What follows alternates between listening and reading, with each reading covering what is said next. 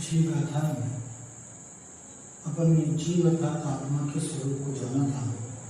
आज से जीवाजीव अधिकार प्रारंभ करते हैं।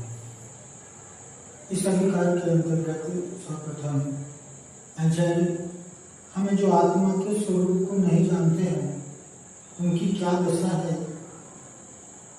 उनकी अज्ञान रूप क्या स्थिति है, इस बात को आचार्य गाथा के माध्यम से हमें समझाते हैं। गाथा नंबर 39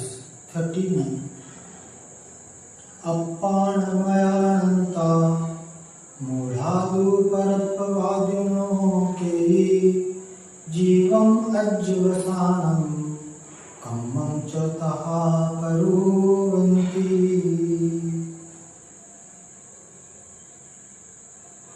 इसका हिंदी रूपांतरण देते हैं।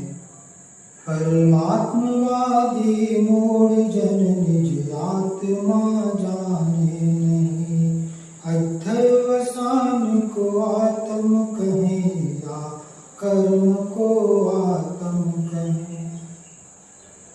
क्या कह रहे हैं? अपाणमयानंता, आत्मा को न जानते हुए, मूढ़ादु परत्ववादियों के मोही अज्ञानी तो परत्ववादियों, पर को आत्मा कहने वाले के अर्थात कोई जीवम अज्वसानम, जीव अध्यवसान को कम्मं च तहा कुर्वन्ति, कर्म को और कोई अज्ञानी कहते हैं। क्या कहते हैं? अपाणमयानंता, जो आत्मा को नहीं जानते, जो आत्मा के स्वरूप को नहीं जानते, ऐसे मूढ़ अज्ञानी मोही जीव तो परत्ववादी यानी पर को ही आत्मा कहते हैं, और ऐसे कोई जीव अध्यवसान को अर्थात आत्मा के जो विकारी भाव हैं, राग द्वेष आदि हैं, उनको जीव रूप मानते, यानी जीव ही राग द्वेष रूप है ऐसा मानते हैं। और दूसरी बात में कहते हैं कम्मं च तहा कुर्वन्ति, और कर्म को कोई अज्ञानी कहते हैं, यानी कर्म को कोई अज्ञानी जीव रूप कहते हैं। दो प्रकार से बताया, यानी जो आत्मा के स्वरूप को नहीं जानते हैं जैसे मूल प्राणी, परत्ववादियों, पर को आत्मा कहने वाले कोई जीव सबसे प्रथम अध्यवसान को अर्थात आत्मा के जो राग द्वेष विकारी भाव है उसे ही आत्म रूप मानते हैं। और दूसरे कम्मं च तहा कुर्वन्ति, और कोई अज्ञानी कर्म को ही जीव रूप मानते हैं, यानी आत्मा को जो न जानते हैं ऐसे कोई मोही अज्ञानी अध्यवसान को और कोई अज्ञानी कर्म को जीव रूप कहते हैं, कर्म को ही जीव रूप कहते हैं। और अध्यवसान अर्थात राग द्वेष आदि जो विकारी भाव है, राग द्वेष जो आत्मा के स्वभाव नहीं है, विभाव है, उसे आत्म रूप जीव रूप कहते हैं। ऐसा यहाँ पर जानना चाहिए गाथा के माध्यम से।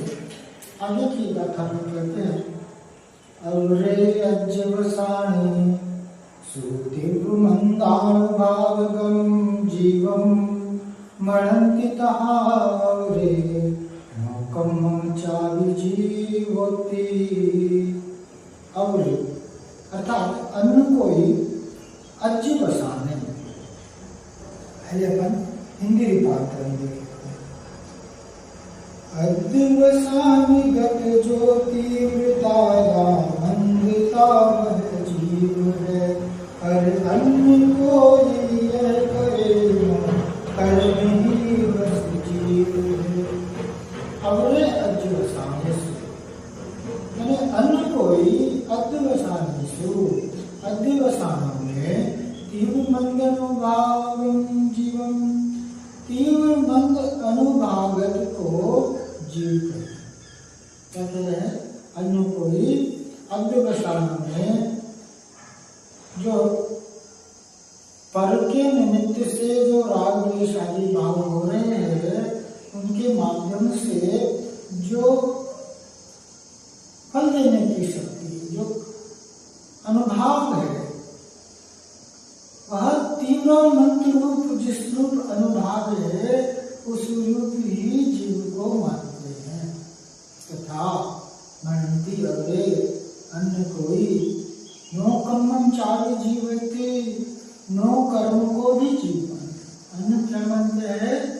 नो कर्म को जीव मानते। नो कर्म अर्थात शरीर, नो कर्म अर्थात शरीर के माध्यम से जो उपस्थित संयोग है उन नो कर्मों को शरीर और जो संयोग है उन्हें जीव मानते हैं। सर्वप्रथम तो अध्यवसायों में जो राग द्वेष आदि विकारों भाव है उनमें जो तीव्र मंत्रता है उस रूप ही जीव को मानते हैं। और दूसरे अन्य कोई नौकम्मम चावल जीवती, नो कर्म अर्थात शरीर और संयोग को जीव मानते हैं, है ना।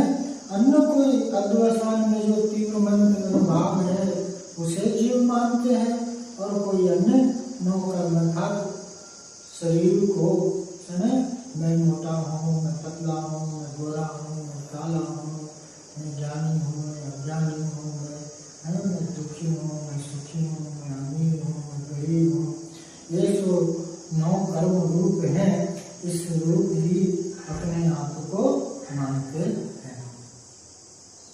आगे की गाथा देखते हैं 41 नंबर। कम्मस्युद्वयं जीवम् अवरेकम् भावमिच्छन्ति तिवर्तनमन्दतनगुणैः जोषो हवति जीवो। क्या करें? मंद अथवा तीव्रतम जो कर्म का अनुभाव है वह जीव है या कर्म का जो उदय है वह जीव है। क्या करें? कम्मस्य सुदयम जीवम, यानी कर्म के उदय को जीव और अन्य कोई, यानी अन्य कोई कर्म के उदय को ही जीव मानते हैं। 8 प्रकार से बताया। पहली गाथा में क्या कहा? ऐसे मूल पाद में जो पर को आत्मा कहते हैं यानी अध्यवसान रूप जीव अर्थात आत्मा को मानते हैं। दूसरा कर्म रूप जीव को मानते हैं। तीसरा अध्यवसान के माध्यम से जो तीव्र मंद रूप जो अनुभाव है अर्थात जो फल है, फल की शक्ति है, उस रूप जीव को मानते हैं। और चौथा नो कर्म रूप जीव को मानते हैं। और यहाँ 5वां क्या कह दिया?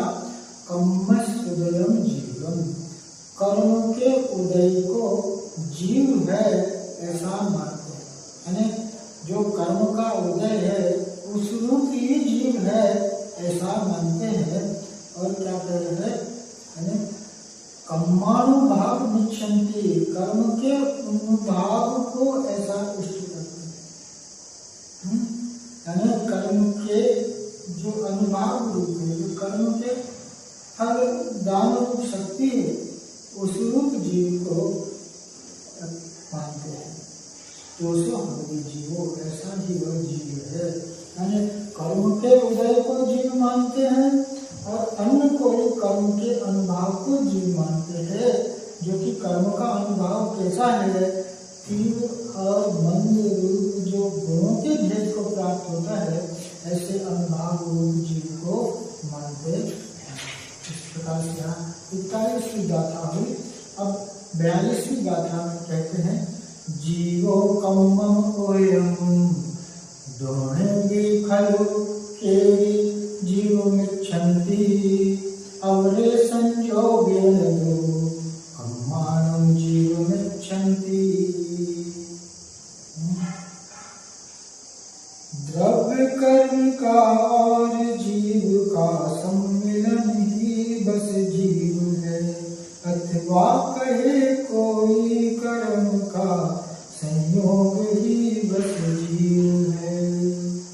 क्या कह रहे हैं? जीवो कर्मम वयम, जीव और कर्म वो हिरन उभय रूप दोनों भी खलु के लिए जीव मुझे। सातवां प्रकार यहाँ पर बता दिया मिथ्या दृष्टि की, अज्ञानी की, जिसकी विपरीत धारणा है उसकी कैसी मान्यता है। उसमें सातवां मान्यता, सातवीं धारणा किस प्रकार की है? कहते हैं कि जीवों कर्म, जीव और कर्म उभय रूप है, यानी दोनों के मिलने से दोनों खलु के लिए जीव, दोनों के मिलने से ही जीव माना जाता है। यानी जीव की कैसी दशा है? मिश्र रूप। जीव और कर्म के मिश्र रूप जो परिणाम है वह जीव की उत्पत्ति मानते हैं। अब आगे कह रहे हैं अवरे संयोगेन अन्य जन संयोग से और कर्माणु जीव में क्षंति, कर्म को जीव मानते हैं, यानी जीव और कर्म के संयोग से जीव की उत्पत्ति मानते हैं। सर्वप्रथम जीव और कर्म उभय रूप है, जीव और कर्म के मिलने से जीव और कर्म दोनों ही कैसे हैं? जीव रूप है, जीव है। इस प्रकार से श्रीखंड एक ऐसा मिष्ठान है जिसमें दही और शक्कर के मिलाने से वह श्रीखंड बनता है। इस प्रकार से यहाँ पर क्या है? जीव और कर्म के मिलने से जीव की उत्पत्ति होती है। दूसरा क्या कह दिया? अवरे संयोग, और जीव और कर्म रूप है, जीव और कर्म को जीव मानते हैं। कोई लोग कर्मों के परस्पर संयोग से पैदा हुआ जीव को मानते हैं। सर्वप्रथम तो जीव और कर्म दोनों मिले हुए हैं ऐसा मानते हैं, और दूसरा क्या है? जीव और कर्म के संयोग से जीव पैदा होता है, जबकि जीव कैसा है? अजन्मा है, आदि अनंत है, जिसकी उत्पत्ति नहीं हुई। हाँ, पर्याय बदलती है। देव, मनुष्य, नारकी, आदि पर्यायों में परिवर्तन देखा जाता है, लेकिन जीव तो कैसा है? अजन्मा है, उसकी उत्पत्ति नहीं हो सकती। अर्थात दो पदार्थों के मिलाने से ऐसे जीव की उत्पत्ति हो जाए तो ऐसा सिद्धांत नहीं है। ऐसी यहाँ पर मिथ्या दृष्टि की यहाँ पर धारणा बताई। आगे 43 व्याकरण में इसका निराकरण करते हुए कहते हैं एवं या बहुविहा परमाणु वदन्ति दुम्मेहा तेन दुपरप्रवादी निश्चयवादी निर्दिष्टा। एवं विहा, इस प्रकार के बहुविहा तथा अन्य प्रकार के परम पाणम वदन्ति दुम्मेहा, पर को आत्मा कहते हैं, दुर्बुद्धि दुम्मेहा, अज्ञानी जीव इस प्रकार के अर्थात ये जो उपरोक्त अपन ने 8 प्रकार से देखा तथा बहुविधा अर्थात अन्य प्रकार के परम पाणम, यानी जो पर को आत्मा वदन्ति अर्थात कहते हैं, ऐसे दुर्बुद्धि, ऐसे अज्ञानी, तेन जो परत्ववादी, इसलिए परवादी है ऐसा निश्चयवादी निमित्ता, निश्चयवादियों के द्वारा कहा गया है। निश्चयवादी जो आत्मा के स्वरूप को जानते हैं, ऐसे स्वरूप के ज्ञाता क्या कहते हैं? इस प्रकार उपरोक्त 8 प्रकार और बहुत अन्य प्रकार से भी जो पर को आत्मा कहते हैं वो परवादी है, ऐसा यहाँ पर कहा। और भी अनेक प्रकार की आत्मा के विषय में अज्ञानी लोग भिन्न भिन्न कल्पनाएं करते हैं, लेकिन जो वस्तुस्थिति के जानने वाले हैं, यथार्थ को जानने वाले हैं, सर्वज्ञ देव तथा गंधर्व आदि देवों ने ऐसा कहा है कि बहुत प्रकार से, अनेक प्रकार से, जो आत्मा के स्वरूप को नहीं जानते हैं, भिन्न भिन्न अज्ञान रूप कल्पनाएं करते हैं।